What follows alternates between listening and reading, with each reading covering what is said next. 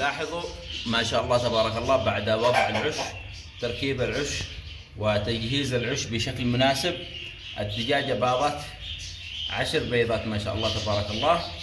والآن كما تلاحظون الدجاجة تحضن البيض، وإن شاء الله يفقس البيض إن شاء الله.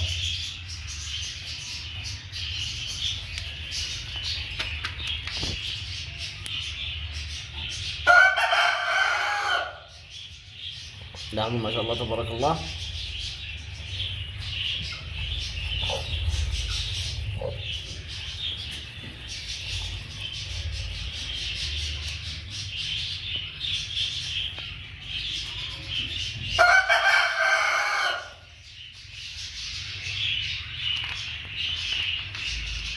فضروري جدا تجهيز العش بشكل مناسب حتى يناسب الدجاجة وتشعر بالأمان داخل العش.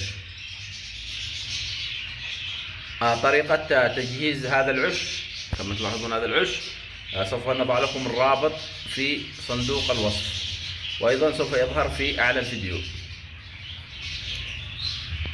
عش بسيط جدا بمكونات بسيطة جدا.